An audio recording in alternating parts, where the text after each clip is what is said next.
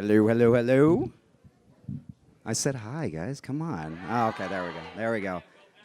I was just a little bit late on that announcement because I'm gonna be honest, they had me rolling back there. They're hilarious. If you've had a chance to stop by their booths, they're great, all three of them.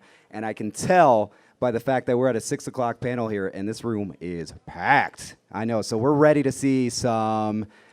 I know you guys are excited. The Star Wars panel tonight is gonna be great. Oh, this isn't the Star Wars panel? Oh, my joke's falling flat. I'm just going to get him out here. How about we do that? All right, everybody, let's get him out here. Kristanna Loken, Robert Patrick, and Lance Henriksen, everybody.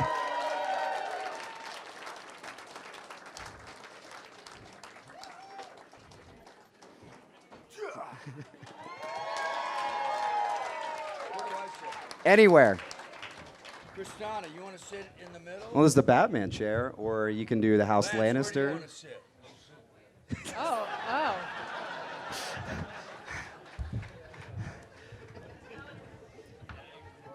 This is your chair in the middle. I think the strategy originally was for Lance to have a sit-in. He wanted somebody else to sit in for him. I love these chairs. Glad you guys came. Look at this crowd. Let's get loud. Let's get loud for him. What are you doing? Lance Henriksen, everybody. Kristanna Loken. Here we go. Awesome. Who's had the chance to stop by their booths so far today? Yesterday, all right? Bullshit. I don't recognize any of you. Well, who's going to stop by tomorrow now? All right, there we go. Nice. Well, Right? is that Ashley right there? Ashton, Austin. What's your name there, guy? Yeah. I am the Terminator. There he is. Yeah, the Nice. Deadpool guy. You better give up the idea of acting now. I'm just being honest. It's helpful. It's good to me. Good for me, to be honest. What a sick guy, man. I'm just admitting it. Awesome. Well, I think one of my favorite things so far has been their sense of humor, for sure, and everything we've been talking about back there. I know y'all have a lot of questions and stuff, too. So what I'm going to do here is we got a big Gail room. and Lori right there. Gail and Lori. Here we go.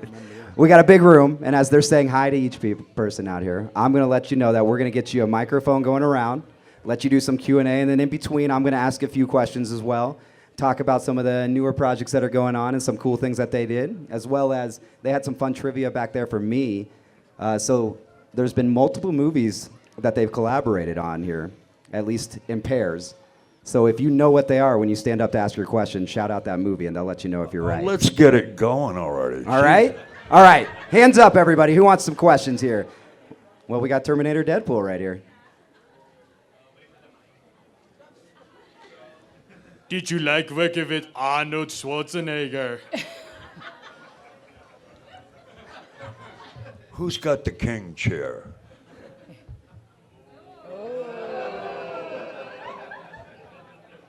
What?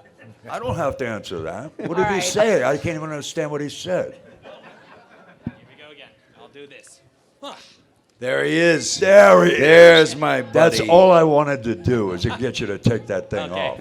No. It's did you like working with Arnold Schwarzenegger? Holy, that was maybe the worst one I've ever heard. You got guts, man. You got guts. Be kind, Lance. Huh? Be kind. So working with Arnold. I got $20 in my pocket because you tried it. That's kind. You wanted me to be kind. I'll 20 catch you bucks. outside. Well, I guess I'll start.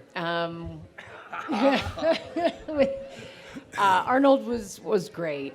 He's got a larger-than-life persona. He's very gracious with his fans, and I learned a lot by working with him on the stunt sequences. So it was really a wonderful experience. He was awesome.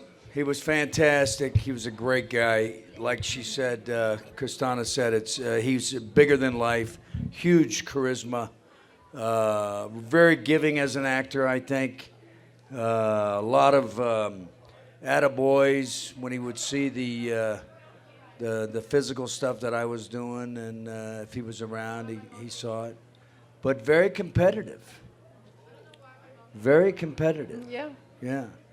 I would walk into the makeup trailer, and my arrival scene was like the last thing I was going to shoot at the end of the 8th or 9th month of filming.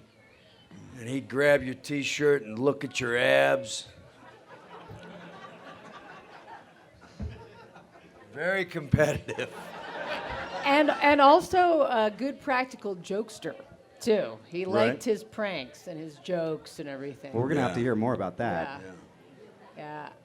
Some of the pranks that were done?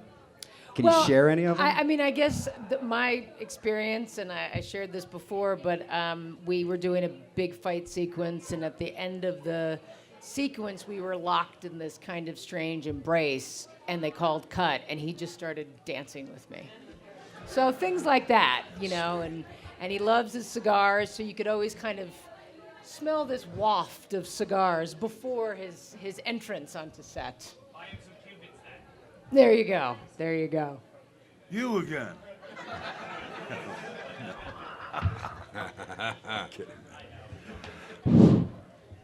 All right. What other questions we got out here? Let's get those hands up. All right.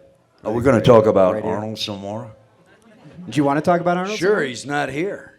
I know. That's what I was thinking. It's the only time you talk about him. We can really lower not the here. boom. Yeah, you're not kidding. Say horrible things, and they're videoing it back there. They send it right off to Big Oak Productions and the Austrian Oak Productions. I do know one thing. The homeless have taken over. Muscle Beach, No, yeah, that whole area. Venice. All of Venice. All of Arnold's properties are in Venice, and they're living in every doorway he owns, Anyway, just thought I'd mention it. He's not here to defend himself, so. Anyway. We saw him last week in We sure Silicon did. Valley. Yeah. We had a great time with him. He was very excited to be out, and I'm saying hello to everybody, and we had a lot of fun. Yeah, we sure did. Yeah, he's Very gracious. He is, and he looks great. And he did a lot for the state of California. It was wonderful to reconnect. Yeah, it was really exciting. There we go. All right. We had another question. We love up the here. guy. What is your favorite movie that you ever made, each and every one of you? Terminator 2, Judgment Day, T-1000, by far the best film I've ever made.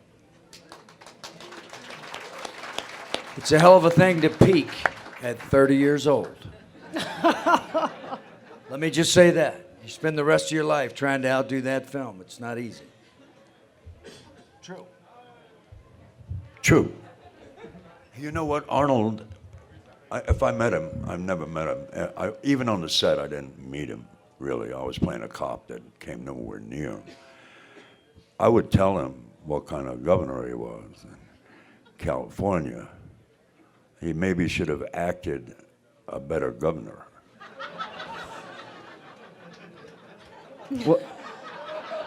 Well, Lance, what was your favorite movie? Wow, man, you got some balls, buddy. I'm not afraid of anybody, man. Lance, what about the movie? What was your favorite movie to do? What was your favorite movie, Lance, That I ever did? that you ever did? That I ever did. The last one.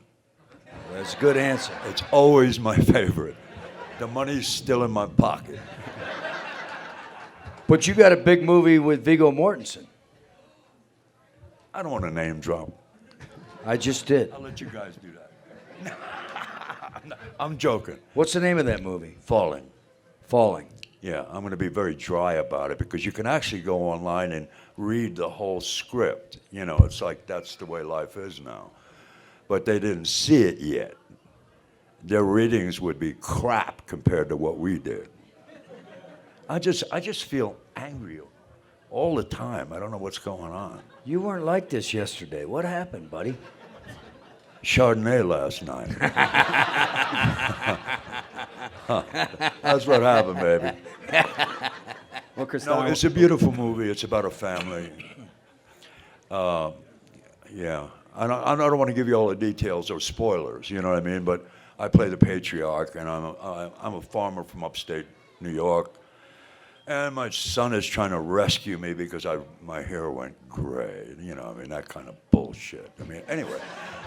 But then he gets me to California, and I realize I just want to go home. And there's a fight and a battle all the way back to my farm. and I win that fight. Anyway, sounds kind of good, doesn't it? No. Shit. I've never pitched a movie and got it sold. Never. I'm not a good pitch man. I can't stay on track. Who wrote it? Viggo Mortensen wrote it. Who directed it? Viggo Mortensen directed it. And I lost every argument I had with him.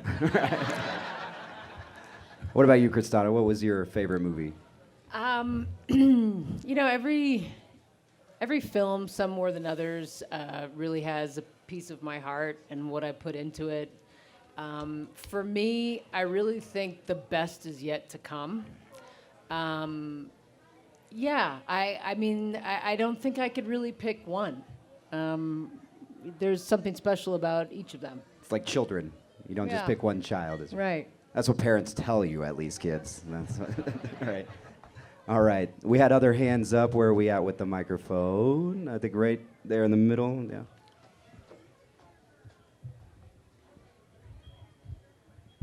Hey guys, my question is about Terminator Dark Fate, and I'm wondering how you guys feel about how that film ties into the other films that were made. Because I understand it that Kristanna Loken's film is no longer part of the canon, so it's kind of disappointing because I loved that film. So I'm wondering what your opinion is on Dark Fate. You asking me or I'm asking all of you. any- Why don't we start with you, Kristanna? We'll start with you on that one. You know, to be honest, I don't really have an opinion of Dark Fate. I mean, I think the thing about the Terminator franchise is they're all time travel. So there can be various different timelines going on. And the truth is, we did make the film Terminator 3, so that does remain. Good answer. I don't know what to make of it. I mean, I don't know. Who's the director? Really? Well, the same director that directed Terminator 2, he got the rights back. He's the director. Yeah. I thought he was the producer. He's also the director. No, I thought the director was from Deadpool. Oh, is it? It's Yeah. It's Tim Miller, but I Oh, feel I- like Cameron, Tim Miller. Oh, Cameron is I thought. And James Cameron is the producer. Oh, I thought he directed it too. he's a very hands-on producer, I'm sure. though. And I mean, I'm excited for him, but you know, I hope it's huge. I hope it's a huge success. I don't know anything about it though. I don't know about the script. I have no idea. I'm just like you. I'll be going to the movies just like you, man, and going, yeah, all right, they got it. In just a few months. I'm still here.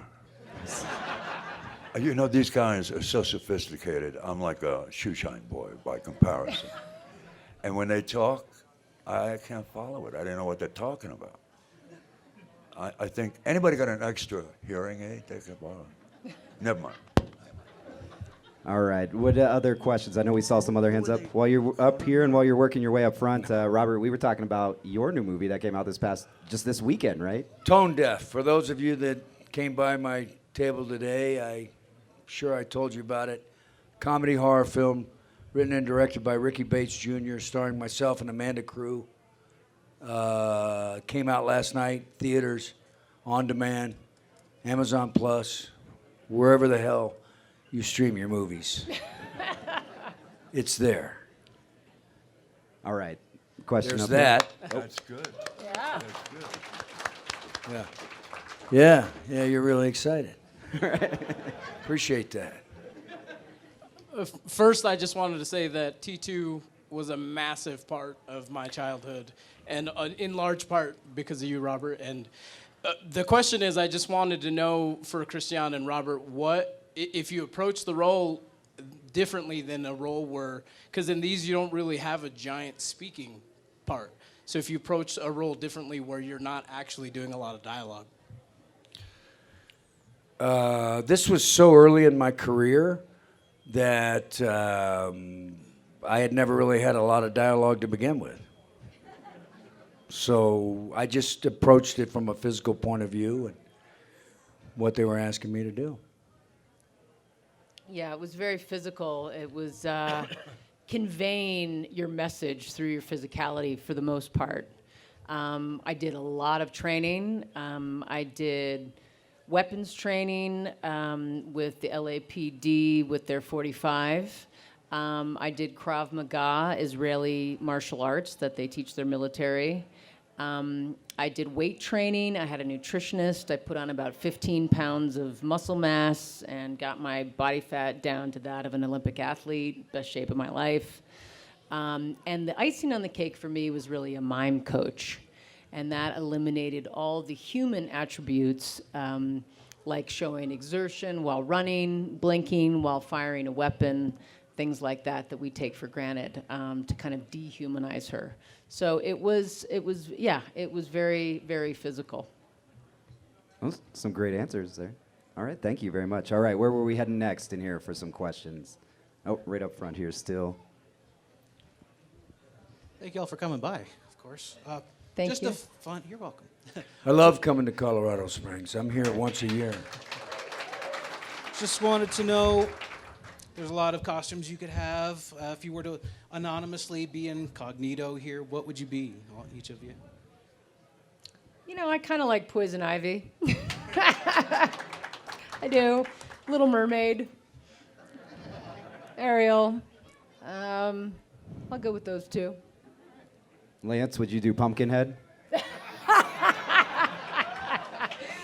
What did you call me? No. No, she mentioned poison ivy. When I was a kid, I picked it with no gloves on. This old lady next door that said she liked me said, would you pull all of that stuff with the shiny red leaves? Oh, my gosh. So I did. The next morning, I looked like I had catcher's mitts on both hands. You know, it's like... But that's the only reference I got.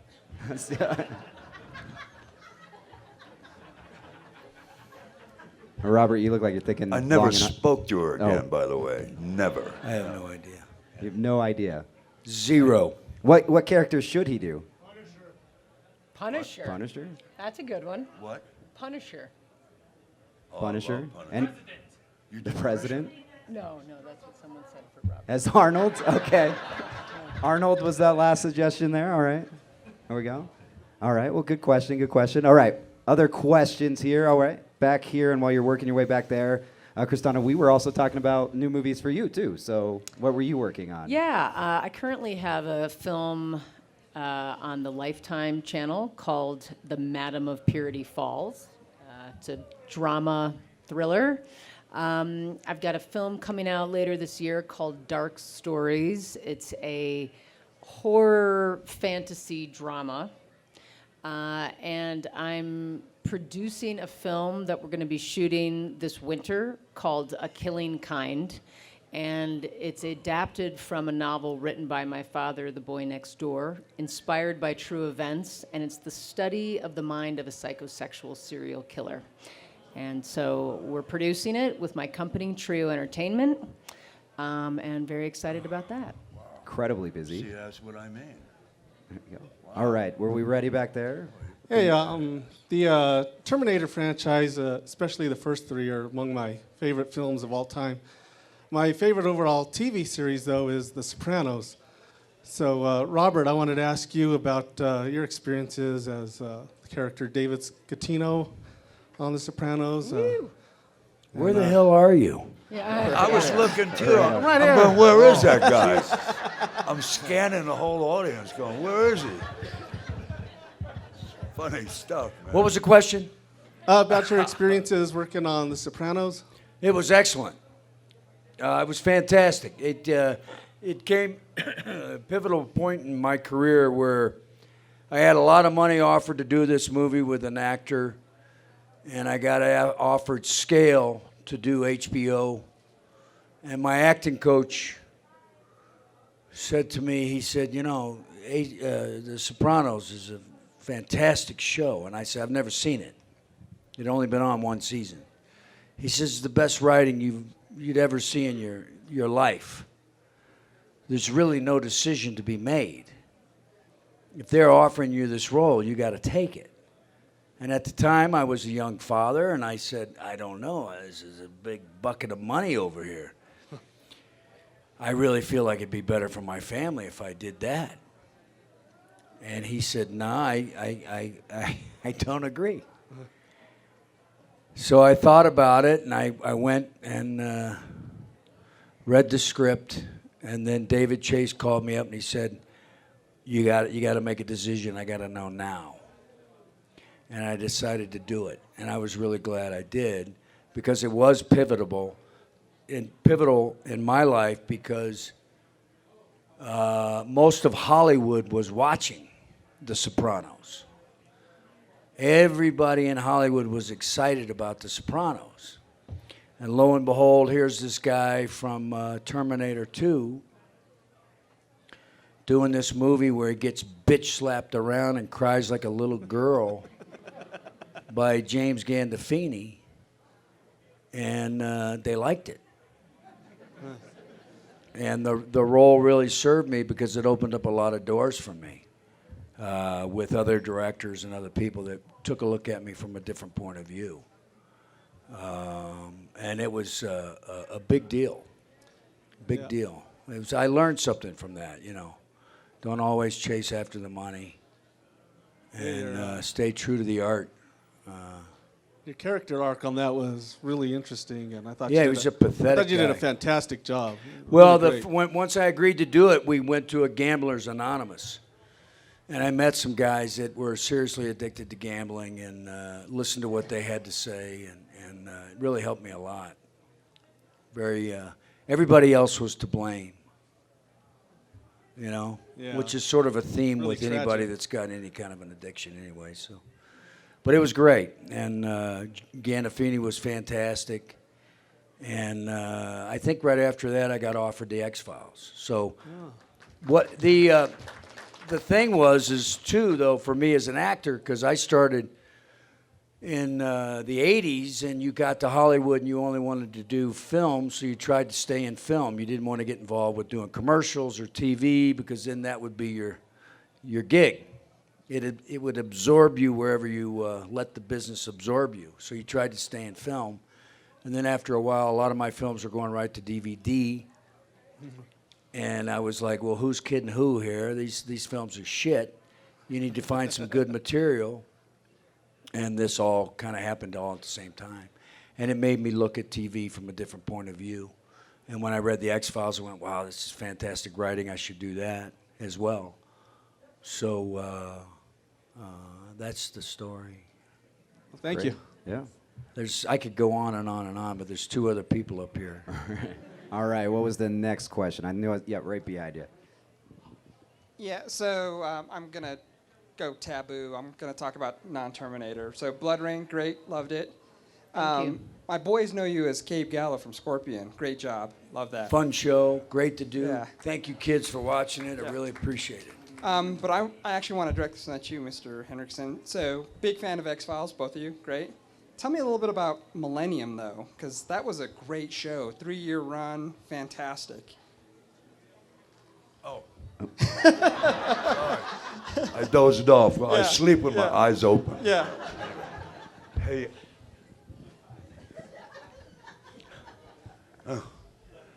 You know what? Millennium was the hardest job I ever did. And what he's not saying also is that the pressure on you to be in a good show that's already running is really amazing. That he could pull it off. I mean, and feel good about it all. And we all felt good for him, because he kicked ass. He did. Millennium, little higher up here. So, no, but Millennium I was going to be playing a guy who is so much more educated than I ever dreamt of being. I mean, he had written books, he'd handled 100 cases, it came from an actual person, and all that kind of stuff. And I got tapes even from the FBI of a sickening thing where this guy had taped his abusing this woman and killing her. And I thought, wait a minute, the stakes are really high here. If you're going to do this kind of thing, I asked Chris Carter, let us never trivialize other people's pain. Never. Otherwise, every spiritual thing that we're trying to do, or any attitude we have of high morality and all that stuff, if you trivialize one person's pain, you're done. And he promised me that would never happen. And I promised him I would never do it. You know, so don't get me into that bag. And we ended up with a very intelligent thing. And for our first year, it became almost, what do they call these guys, these killers? Serial killers of the week. And then we started drifting away from that a little bit more, you know, like that. And we got, the second year we had a whole other bunch of producers and writers. Third year, the same thing. And after 60 shows, and we were working, I think I only had 2 months off in the year. You know, and we were working what really felt like 6-day weeks, right? You've done that.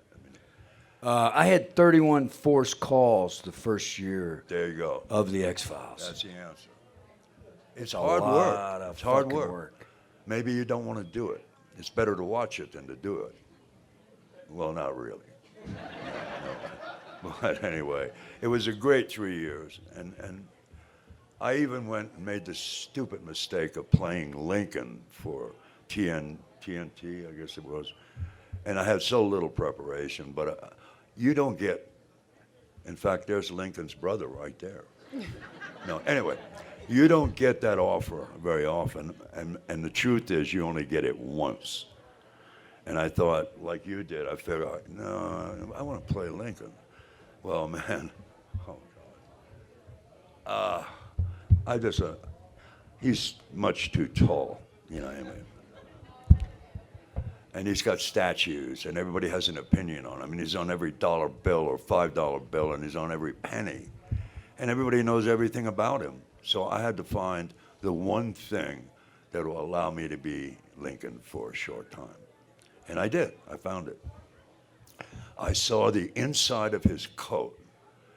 Bloomingdale at the time loved Lincoln for all of his dreams and attributes. And he sewed and crocheted inside of Lincoln's coat that he always wore an American eagle. And it was so beautiful. I saw that and I went, I'm an American, man. I can pull this shit off. You know what I mean? I mean, I'm not very frightened about shit. Even if I sucked, I still tried, you know. And they paid me. Yo, great question. All right. We can give him a round of applause for sure. All right, where's the next question out here? We got up here up front. So, Robert, we've all seen the video, but it never gets old. Would you show us your audition for Terminator? I don't have that video.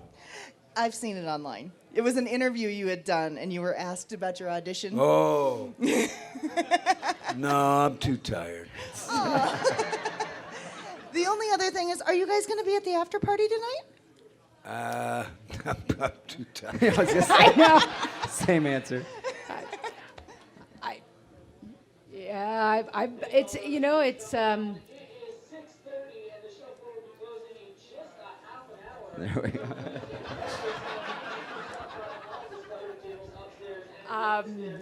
yeah, I'm a little tired too, to be honest. Yeah, You just sounded like a landlady that I had once that was going to kick me out of my apartment.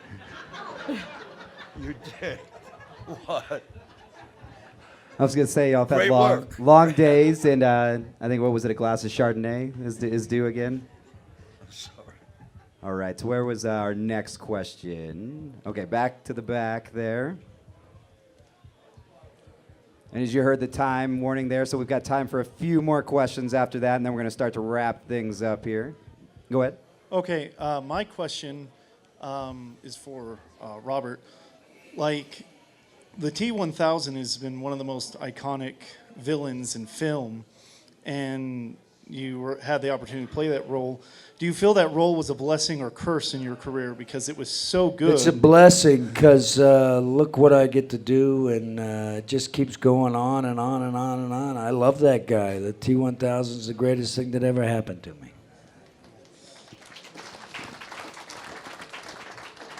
All right, right across the aisle. So I got a question for Robert and Lance.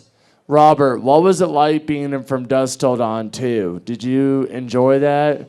And Lance, when you got chopped in half as Bishop, did they just pour milk on you? Because that looked like milk just exploded all over you. And aliens. You could do stand up, man. Your timing is great.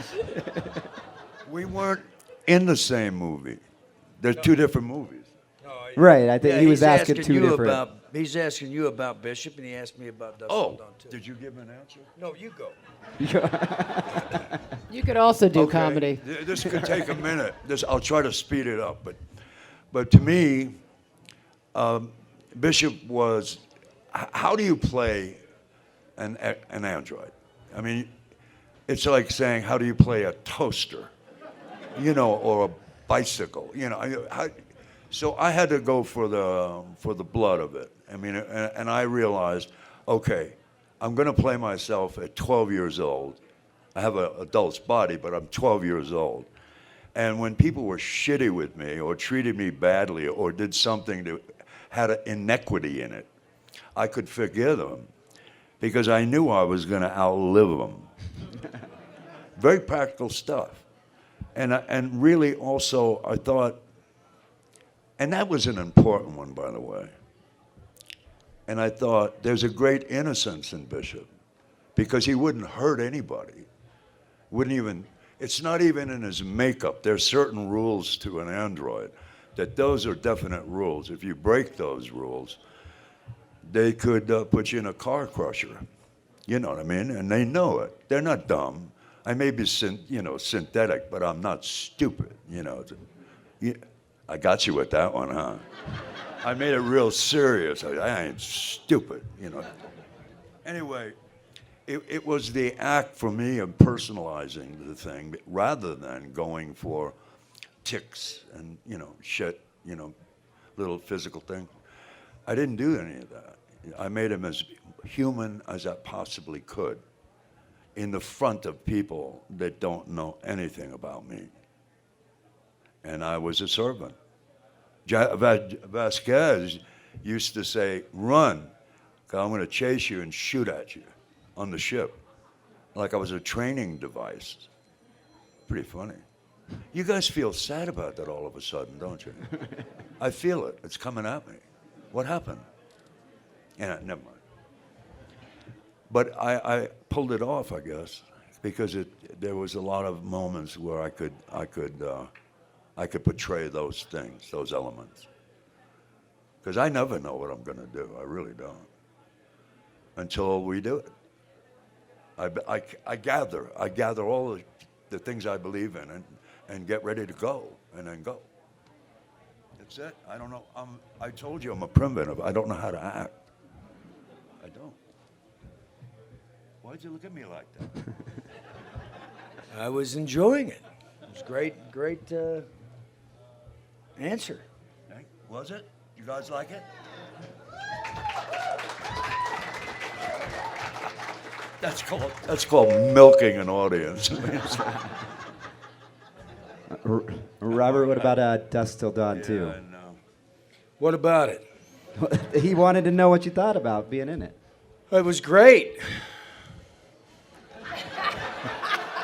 I mean, it was a long time ago, Cape Town, South Africa. The movie was Texas Blood Money.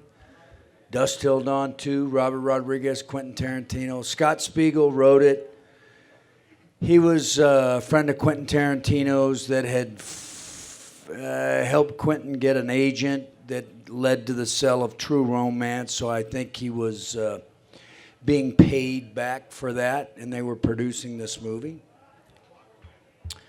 Trivia, I guess. And it was great fun. Loved it, being in that movie. I barely remember a lot about it. I think I was still drinking at the time. It's a while ago. Sorry.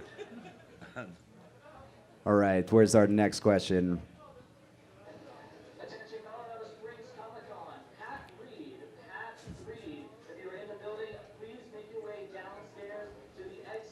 This is so fucking stupid.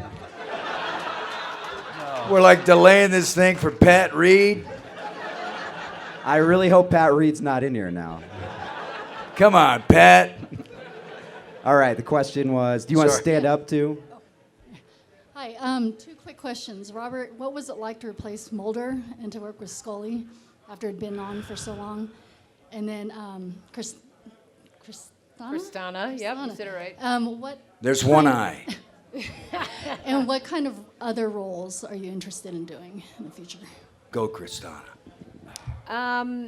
Yeah, I think I'm in a new phase in my career. I have a son now; he's 3, and I've been playing more humanistic. I've always tried to bring a lot of depth into my roles because I think the one ability we have as humans is deep feeling and empathy, and that's why we go to a film or we see a TV series, is because we want to feel something, whether it's excitement, joy, fear, pain, sorrow.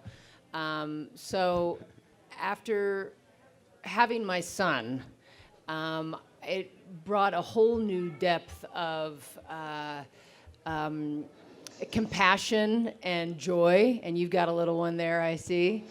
And it's been a really beautiful experience. He actually also went through some tough times in the beginning of his life. Robert happened to meet him very early on when he was still in the hospital. So going forward, I really want to focus on just the depth of pain and how it intermingles with love in humanity, and just try to bring as much humanity to my roles as I can. It's your turn now. What was the question? What was it like to step in and replace Mulder's character and to work with Scully? She's a sexy, sexy lady. She's a lot of fun to work with. And The X-Files was wonderfully written, and it was like doing a little feature movie every week. Incredible budget, great writing. It was a fantastic experience to be a leading man on television in a 1-hour drama with a budget that big, and I enjoyed every minute of it, especially when Annabeth Gish showed up, and there was Annabeth and Jillian, and I got to show up every day and work with them. It was great. It was a lot of fun. A lot of fun. Awesome. All right, another question. Still a couple in the back there. What was your favorite moments when you were playing the Terminators and Android? That's a good question. Well, since I know a little bit about Lance, Lance was actually the prototype for the Terminator. Do you want to talk about it, Lance?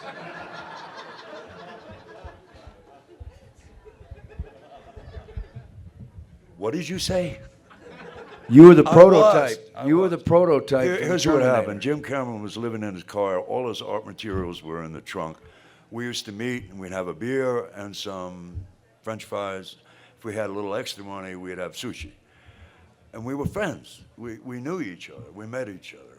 And we made us, anyway, a stupid-ass movie down in Jamaica called Piranha 2, The Spawning. It was so cheap. There was an Italian-Greek producer who was the cheapest man on the planet. I won't mention his name, Ovidio Asanides, but anyway, he kept interrupting us, saying, if you get the scene finished today, I'll bet you the best meal you ever had in your life. And we're saying, can you get away from us? We got a helicopter blade right overhead going, and we got a track going, and we got to shoot the scene, but not because we want dinner from you. We were trying to do the movie, you know. It was like that. It was constant. It was constant. I broke my hand during that movie, and then, anyway, blah, blah, blah, about that movie. What was the question? You were the prototype for the Terminator. Well, you not were the really. Start, No, you were no. ground zero of the Terminator. Well, no. They, I mean, Stan Winston had designed it with Jim already. They had it figured out. But they needed a painting for a poster. So he came to my house and drew me, took pictures, stills of me, and then did a painting of it. He's a very good artist. So that was the painting. And he said, look, I think go into Hemdale 15 minutes before I come and show him what this is going to be like. So I said, okay, buddy, you're a friend, I'll do it. You know, so I put gold bandage foil on my teeth, I slicked my hair back, cut my face, and I padded up in a bigger jacket so I looked bigger and stronger. Not like Arnold, but I was like a spider, more like a spider than a goddamn tractor. You know? Anyway, bulldozer or whatever. But anyway, so I got to Hemdale's office and I said, well, I really got to go for this. So I kicked the door open, and there was a poor secretary sitting at her desk, you know, saying, hi, he's inside, or no, you can't go in. And I kicked it, and I stormed in. I had some big boots. Show him your boots. I mean, big boots. And she grabbed her typewriter and almost pulled it into her lap. She was so scared. And then Hemdale comes out like, you know, what's gonna, and I'm looking at him like I'm gonna kill you in a second, so you better enjoy your last breath, you asshole. You know, that's what I was thinking. Scared him a little bit. And then I left. And then Jim arrives with the painting and has a whole pitch ready, and he's a good pitcher, by the way. And I never thought about it again. I went home. Whether I got it or not meant nothing. And then he offered me, what's his name? Volkachek. Whatever, he's a cop. And Paul Winfield and I were the two cops, and we loved each other, and we made improvised shit all day long and had fun, and it was a great thing to work on and to watch, all of it. Everybody in it was just so happy to be there. And Jim made a great movie, and then there's an exponential rise where he goes on and makes Terminator, and you know, I mean, I'm not talking about Terminator, that one, I'm talking about the next one. I mean, and then he made Titanic, and we all knew how that was going to end, but we didn't know how much money it was going to make. You know, so now he's into the land of, you know, Avatar, and him and his brother are like genius engineers. They make, if they need something, they make it, a new invention. Yep, that's my story, and I'm sticking to it. Well, that was some fun trivia, but real quick, we're low on time. So, Kristanna and Robert, did y'all want to hit on the original question, I guess? Which was, what was your favorite moment in the film? Of being a Terminator or android or anything. Yeah, you know, I was really thinking about that, and I go back to just creating the character, the layers upon layers upon layers of work that went into the outcome, and the mindset that I got in to play that. I mean, I really did feel like I could punch through anything, and I did. I punched through 2 windows when I got locked out a couple times. So I got into the mindset. But it was just, I think as an actor, you're most excited when you have the ability to create a real depth of character, and that was a really exciting aspect for me in creating TX, because there was so much to work with. There were so many layers. You know, that was really generous of you to make me want to tell that thing.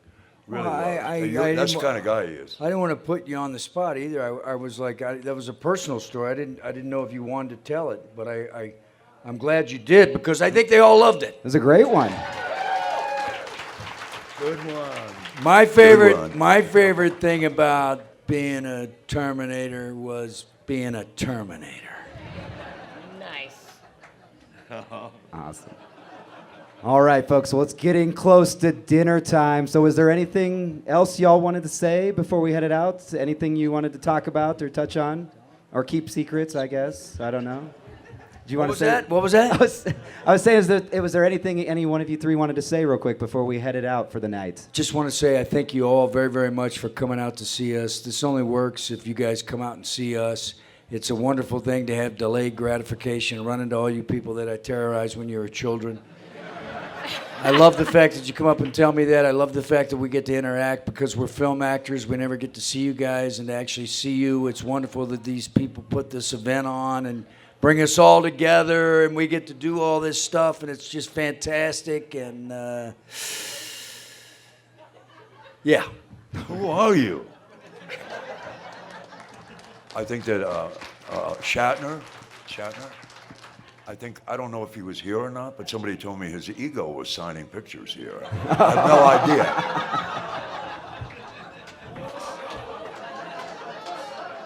I do not believe that. Wow. Dude. I know. I'm ready. I have friends that are very big and strong, and I don't care who he brings. Kristanna, do you have anything to phase top? me if he wants to.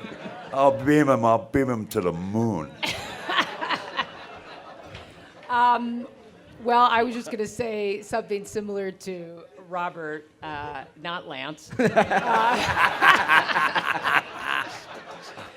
I love you too. No, it's a real great honor and pleasure to meet everybody and to come out, and because without you guys, we really wouldn't be here. So the fact that we've made such an impression through the years and continue to really, really means a lot. It touches me very deeply. So thank you so much for supporting my career, and thanks for being here. Yeah, give yourself a round of applause, everybody. Great questions and everything. You guys are all wonderful. Yeah, Thank but let's you. get really, really loud. Again, Kristanna Loken, Lance Henriksen, Robert Patrick, everybody.